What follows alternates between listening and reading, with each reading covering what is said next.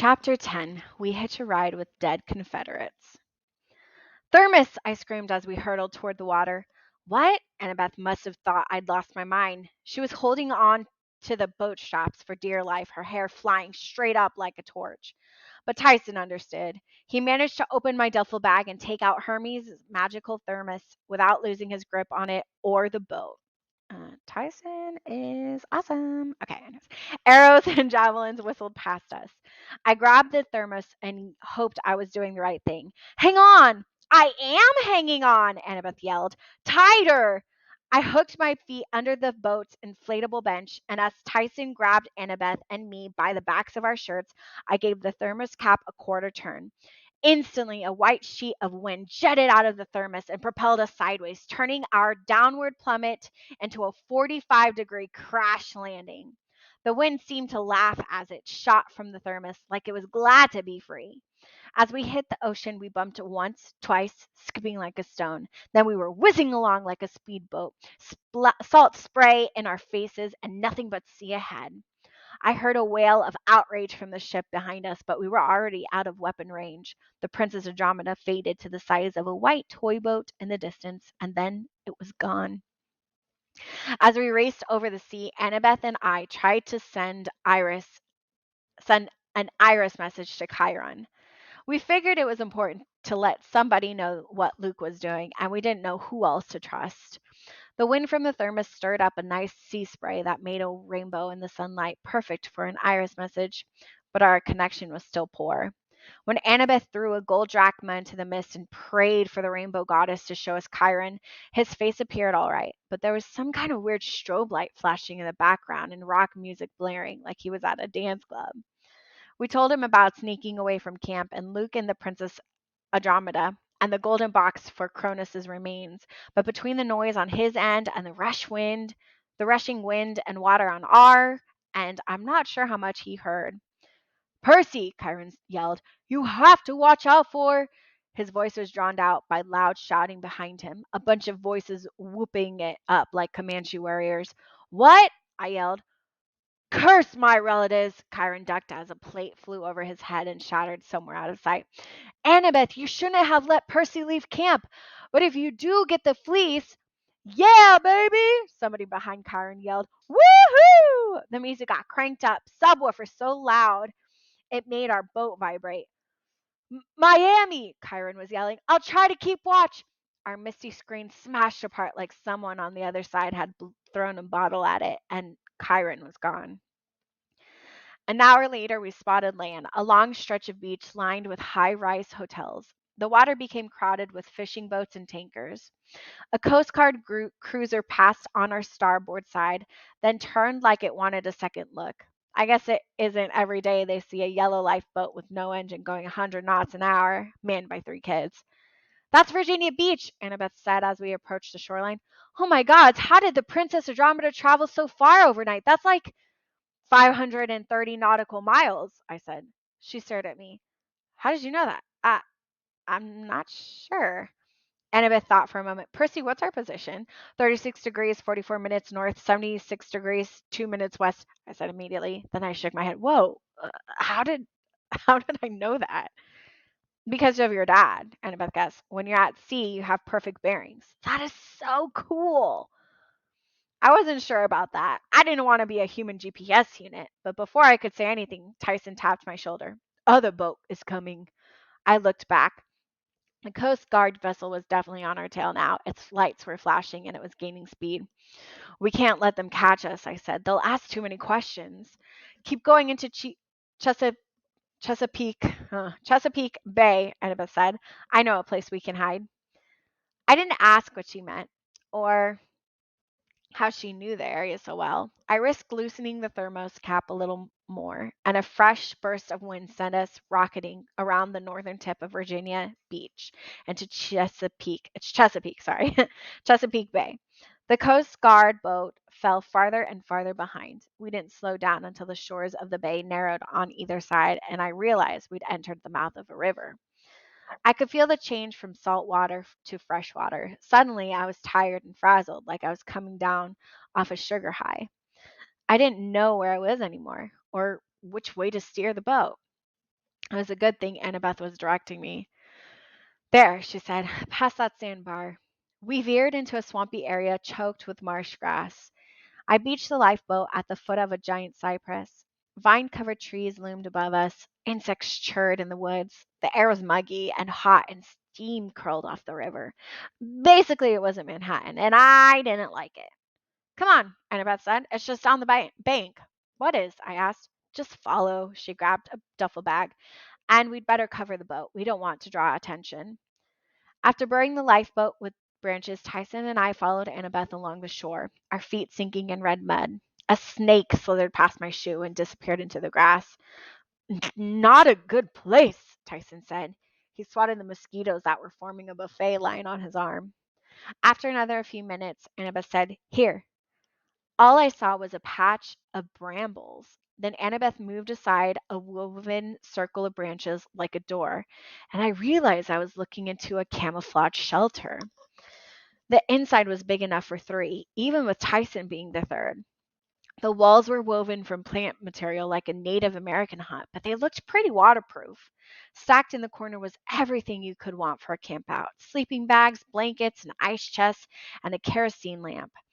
There were demigod provisions too: bronze javelin tips, a quiver full of arrows, an extra sword, and a box of ambrosia. The place smelled musty, like it had been vacant for a long time. A half-blood hideout. I looked at Annabeth in awe. You made this place? Talia and I, she said quietly, and Luke. That shouldn't have bothered me. I mean, I knew Talia and Luke had taken care of Annabeth when she was little. I knew the three of them had been runaways together, hiding from monsters, surviving on their own before Grover found them and tried to get them to Half Blood Hill. But whenever Annabeth talked about the time she'd spent with them, I kind of felt, I don't know, uncomfortable? No, that's not the word. The word was jealous. So I said, You don't think Luke will look for us here? She shook her head. We made a dozen safe houses like this. I doubt Luke even remembers where they are or cares. She threw herself down on the blankets and started going through her duffel bag. Her body language made it pretty clear she didn't want to talk. I'm Tyson, I said. Would you mind scouting around outside? Like, look for a wilderness convenience store or something? Convenience store? Yeah, for snacks, powdered donuts or something. Just don't go too far. Powdered donuts, Tyson said earnestly. I will look for powdered donuts in the wilderness. He headed outside and started calling, Here, donuts! Once he was gone, I sat down across from Annabeth. Hey, I'm worried about you, seeing Luke. It's not your fault. She unsheathed her knife and started cleaning the blade with a rag. He let us go too easy. He let us go too easily. I hoped I'd been imagining it, but Annabeth nodded. I was thinking the same thing. What we overheard him say about a gamble, and they'll take the bait. I think he was talking about us. The fleet is the bait, or Grover. She studied the edge of her knife. I don't know, Percy.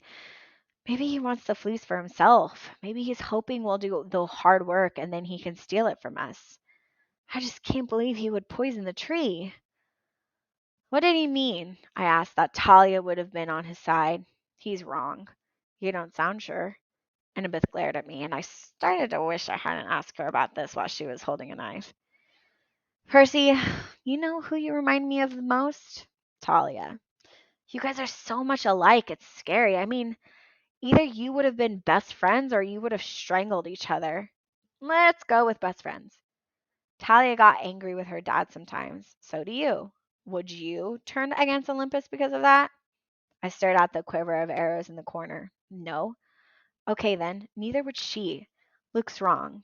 Annabeth stuck her knife blade into the dirt. I wanted to ask her about the prophecy Luke had mentioned and what it had to do with my 16th birthday, but I figured she wouldn't tell me. Chiron had made it pretty clear that I wasn't allowed to hear it until the gods decided otherwise.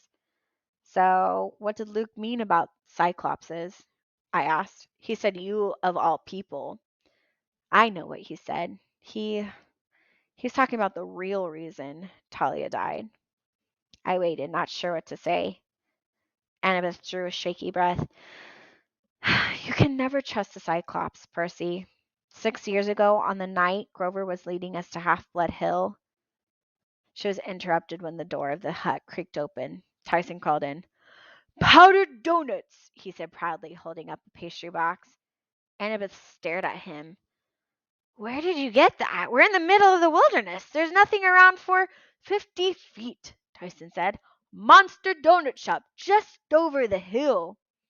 This is bad," Annabeth muttered. We were crouching behind a tree, staring at a donut shop in the middle of the woods.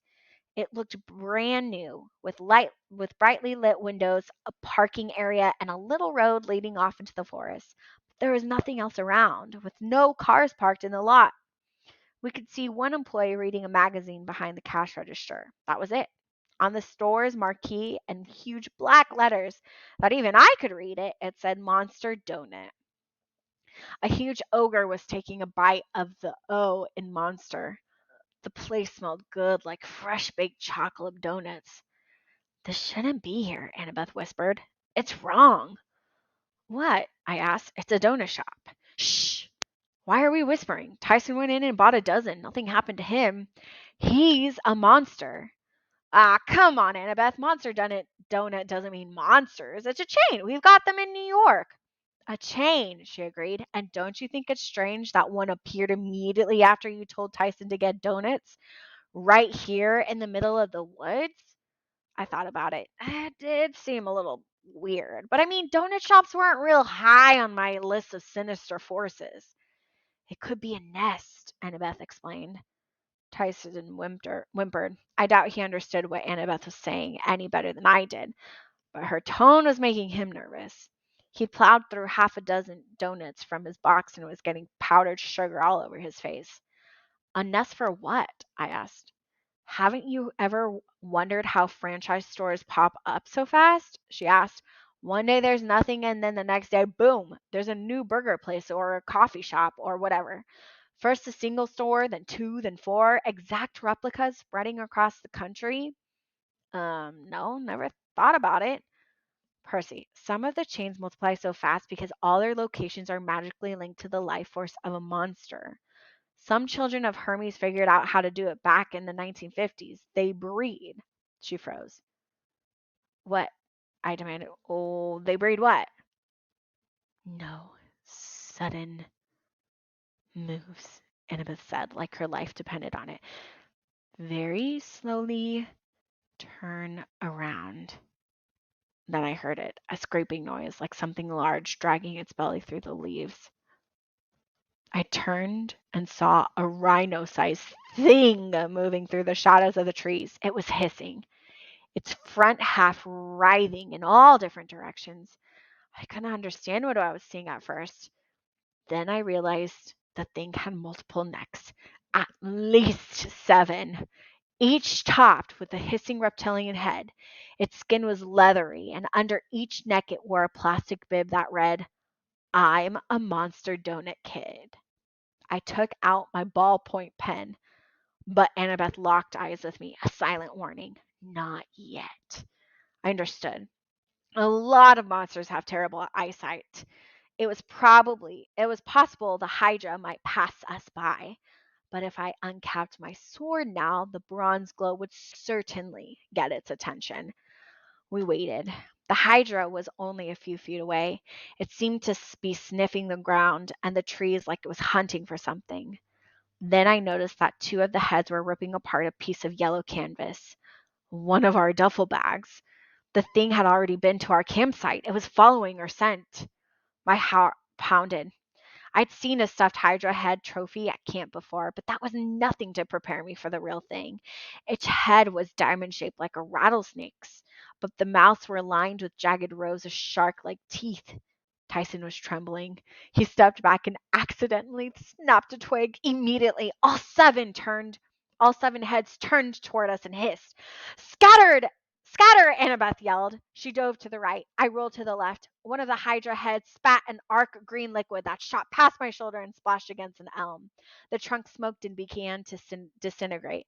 The whole tree toppled straight towards Tyson, who still hadn't moved, petrified by the monster that was now right in front of him. "Tyson!" I tackled him with all my might, knocking him aside just as the Hydra lunged and the tree crashed on top of 2 of its head. The Hydra stumbled backward, yanking its heads free, then wailing in outrage at the fallen tree. All 7 heads shot acid, and the elm melted into a steaming pool of muck. Move! I told Tyson. I ran to one side and uncapped Riptide, hoping to draw the monster's attention. It worked. The sight of a celestial bronze is hateful to most monsters. As soon as my glowing blade appeared, the Hydra whipped toward it with all its heads hissing and baring its teeth. The good news, Tyson was momentarily out of danger. The bad news, I was about to be melted into a puddle of goo. One of the heads snapped at me experimentally. Without thinking, I swung my sword. No! Annabeth yelled. Too late. I sliced the Hydra's head clean off.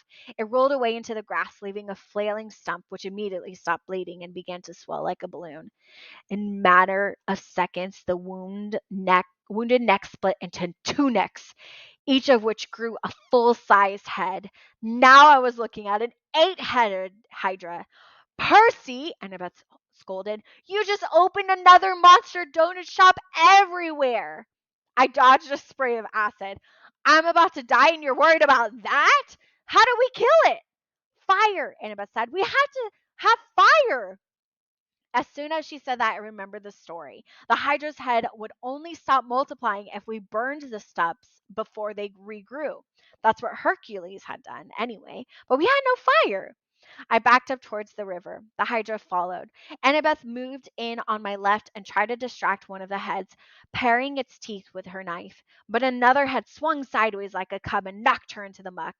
No hitting, my friends! Tyson charged in, putting himself between the Hydra and Annabeth.